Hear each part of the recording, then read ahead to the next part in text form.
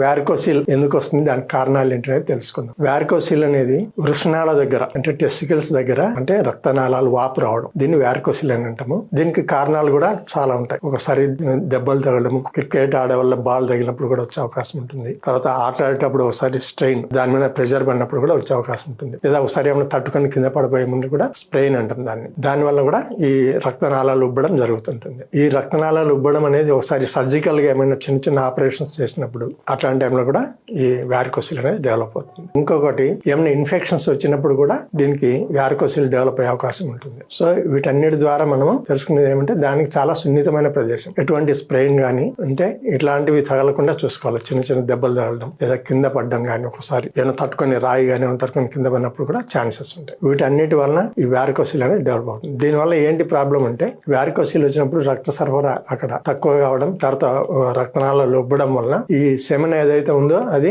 బయటికి రావడం కొంచెం కష్టంగా ఉంటుంది. అందుకని సంతానలేమి సమస్యలు ఉండే వాళ్ళల్లో ఇది కూడా ఒక కారణం అవుతుంది వ్యారికోసిల్ అనేది. సో దీనికి హోమియోపతిలో చాలా మంచి మందులు ఉన్నాయి. రక్తనాళాలు ఉబ్బడం అంటే సైజ్ తగ్గించడానికి హోమియోపతిలో చాలా మంచి మందులు ఉన్నాయి. మంచి అనుభవమైన డాక్టర్ని సంప్రదించడం వల్ల దీనికి సర్జికల్ గా లేకుండా చేయొచ్చు. దీంట్లో గ్రేడ్స్ ఉంటాయి, 1, 2, 3, గ్రేడ్ 1, గ్రేడ్ 2, గ్రేడ్ 3 ఇట్లా. సో గ్రేడ్ 1, గ్రేడ్ 2 వరకు మనకు మంచి అవకాశాలు ఉంటాయి. గ్రేడ్ 3 కొంచెం టైం పట్టే అవకాశం ఉంటుంది. ఒకసారి తప్పని పరిస్థితుల్లో అయితే సర్జికల్ కూడా వెళ్లాల్సి ఉంటుంది. కానీ సర్జరీ లేకుండా హోమియోపతిలో మందులు ఉన్నాయి కాబట్టి ఫస్ట్ ప్రిఫరెన్స్ మందులకి ఇవ్వండి. తప్పని పరిస్థితుల్లో అయితే ఆపరేషన్ కి వెళ్ళొచ్చు. దీనివల్ల మనకు నొప్పి గానీ లైట్ గా ఒకసారి స్పెయిన్ అయినప్పుడు పెయిన్ వస్తుంటుంది, లేదా వృషణాలు ఉబ్బడం జరుగుతుంటుంది. వాపు వృషణ రక్తనాళాలు బ్లాక్ అయినప్పుడు కొంచెం స్వెల్లింగ్ టోటల్ గా పెద్దగా కనిపిస్తుంటుంది. వృషణాలకు డైరెక్ట్ ఎఫెక్ట్ కాదు, కానీ ఇది ఉబ్బినప్పుడు ఆటోమేటిక్ కొంచెం సైజ్ పెరిగినట్లు ఉంటుంది. ఎందుకంటే సర్క్యులేషన్ తగ్గుతుంది కాబట్టి. సో హోమియోపతి మందులు వాడండి, ఆరోగ్యకరంగా ఉండండి.